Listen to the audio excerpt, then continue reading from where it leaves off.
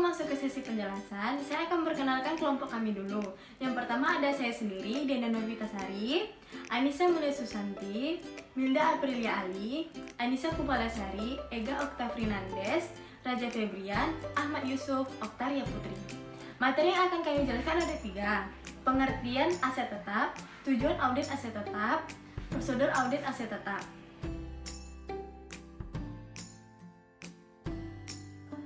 Baiklah, di sini saya akan menjelaskan tentang definisi aset tetap.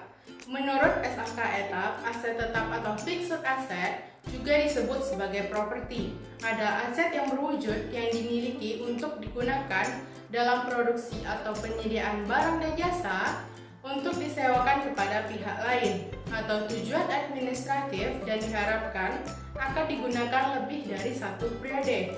Masa manfaat adalah periode aset diperkirakan akan digunakan oleh entitas dari jumlah produksi unit serupa dari aset yang diperkirakan akan diperoleh aset entitasnya. Suatu benda berwujud harus diakui sebagai suatu entitas dan dikelompokkan sebagai aset tetap apabila yang pertama, besar kemungkinan bahwa manfaat keekonomian di masa yang akan datang yang berkaitan dengan aset tersebut akan mengalir ke dalam perusahaan. Yang kedua, biaya perolehan aset dapat diukur secara andal. Beberapa ciri-ciri aset tetap. Yang pertama, tujuan dari pembeliannya bukan untuk dijual kembali atau diperjualbelikan sebagai barang dagangan, tetapi untuk dipergunakan dalam kegiatan operasi perusahaan. Misalnya, mobil yang dimiliki oleh PT Astra sebagai produsen mobil, hasil produksi yang berupa mobil untuk dijual harus digolongkan sebagai persediaan barang dagangan. Sedangkan mobil yang dipakai untuk antar jemput pegawai digunakan oleh direksi dan para manajer perusahaan harus digolongkan sebagai aset tetap. Yang kedua, mempunyai masa manfaat lebih dari 1 tahun. Ini merupakan salah satu alasan mengapa aset tetap harus disusutkan. Biaya penyusutan merupakan alokasi dari biaya penggunaan aset tetap selama masa manfaatnya secara sistematis dan teratur. Yang ketiga, jumlahnya cukup material. Ini merupakan salah satu alasan mengapa setiap perusahaan harus mempunyai kebijakan kapitalisasi yang membedakan antara capital expenditure dan revenue expenditure. Aset tetap dibedakan menjadi 2. Yang pertama, fixed tangible asset atau aset yang mempunyai wujud bisa dilihat dan diraba. Seperti tanah yang di atasnya dibangun gedung kantor, pabrik, atau rumah. Tanah ini biasanya tidak disusutkan menurut SAK maupun peraturan pajak. Contoh yang kedua itu ada gedung yang termasuk kamar, lapangan parkir, pagar, taman, mesin-mesin, peralatan, dan furniture. Contoh yang ketiga ini ada sumber alam, yaitu pertambangan minyak, batu bara, emas, marmer, dan hak pengusahaan hutan. Sumber alam ini harus dideplesi, bukan disusutkan pada saat sumber alam tersebut mulai menghasilkan. Aset tetap yang kedua yaitu fixed intangible asset atau aset tetap yang tidak mempunyai wujud sehingga tidak bisa dilihat dan diraba, seperti hak paten, hak cipta, copyright, franchise, goodwill. Contoh dari franchise misalnya Kentucky Fried Chicken, hamburger. Dalam hal ini, pengusaha yang ingin menjual makanan atau minuman tersebut menandatangani kontrak dengan pemilik franchise agar bisa menjual makanan maupun minuman dengan rasa, bentuk, dan gaya yang khusus untuk jenis makanan tersebut.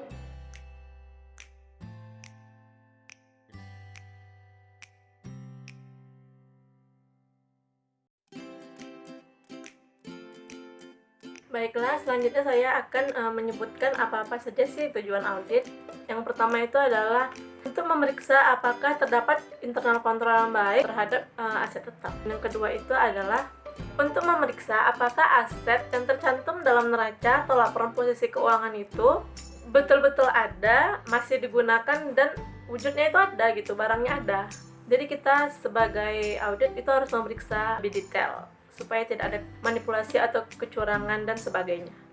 Tujuan audit aset tetap yang ketiga adalah untuk memeriksa apakah penambahan aset tetap dalam tahun berjalan atau periode yang sedang diperiksa oleh auditor betul-betul merupakan suatu capital expenditure yang telah diotorisasi oleh pejabat perusahaan yang berwenang.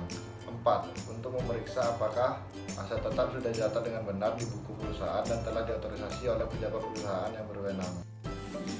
Nah, yang keenam itu untuk memeriksa apakah pembebanan penyusutan dalam periode yang diaudit dilakukan sesuai dengan ketentuan SAK dan apakah perhitungannya juga sudah dilakukan secara benar. Misalnya ini ada beban penyusutan gedung. Nah, perhitungan beban penyusutan gedung ini sudah dilakukan secara benar oleh pihak auditor ini sendiri sehingga hasil yang dikeluarkan oleh pihak auditor tidak mengada-ngada. Karena pihak auditor sendiri sudah memeriksa gitu. Lalu tujuan yang keenam untuk memeriksa apakah ada aktiva tetap yang dijadikan sebagai jaminan. Misalnya, si perusahaan ini mengajukan utang dengan menjaminkan aset tetap kepada pihak lain gitu. Jadi kita sebagai auditor sudah memeriksa apakah ada aktiva tetap yang dijadikan jaminan. Lalu yang ketujuh, untuk memeriksa apakah penyajian aktiva tetap dalam laporan keuangan sudah sesuai dengan prinsip akuntansi yang berlaku secara umum. Nah, setelah kita mengetahui apa saja tujuan dari audit pemeriksaan ini, perlu kita ketahui dan pahami bagaimana tata cara penerapan pemeriksaan umum terhadap aset tetap ini, atau yang lebih kita kenal dengan prosedur pemeriksaan aset tetap.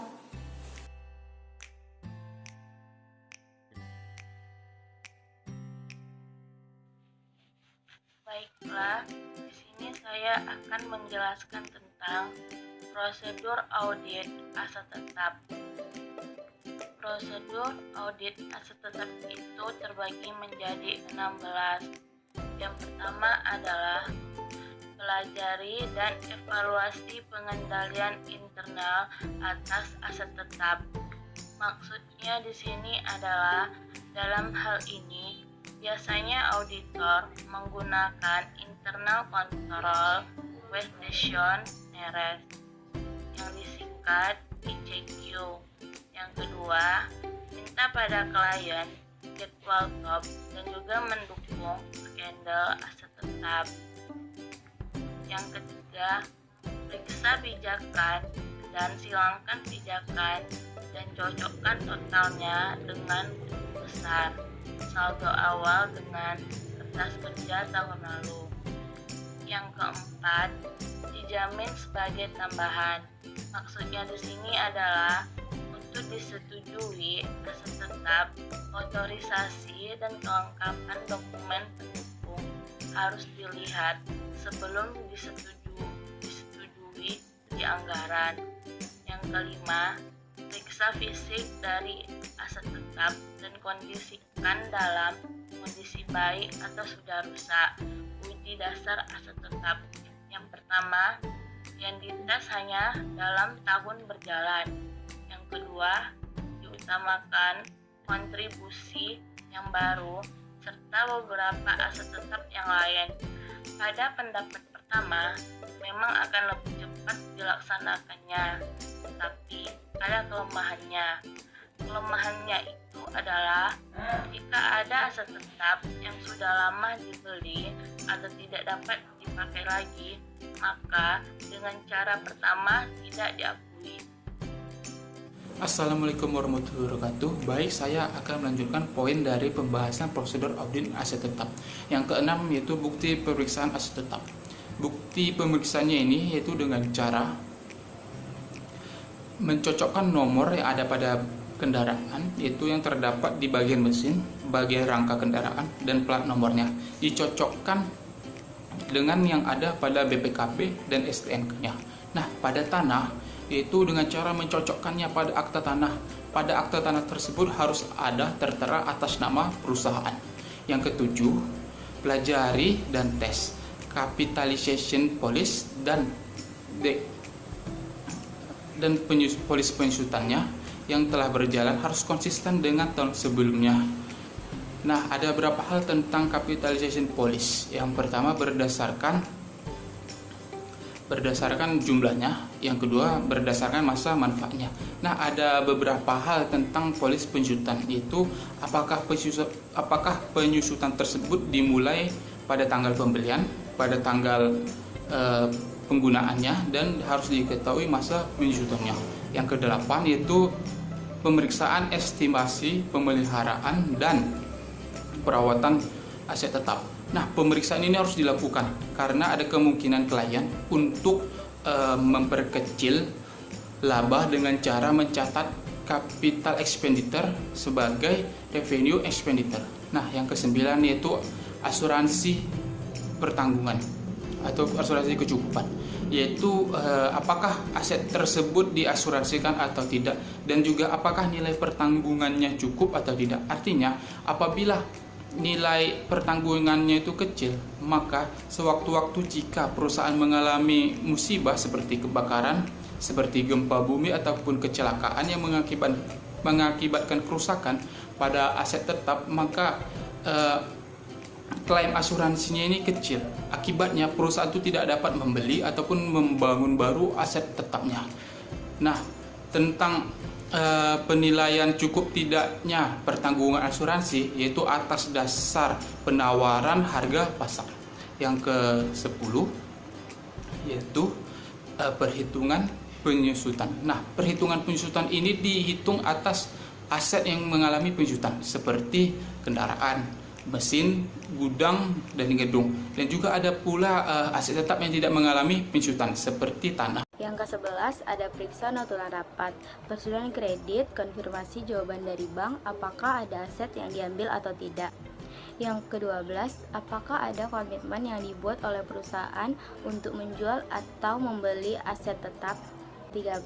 Untuk konstruksi dalam proses, kita mengecek disetujuinya dan apakah ada konstruksi dalam proses yang harus ditransfer ke aset tetap. Yang ke-14, jika ada aset yang diperoleh melalui leasing, periksa perjanjian sewa dan periksa apakah perlakuan akuntansinya sudah sesuai dengan standar akuntansi leasing. Ke-15, periksa apakah ada aset tetap yang dijaminkan. Jika aset tetap dijaminkan, maka yang berhak atas persetujuan pemilikan yang diterima atau disimpan di bank.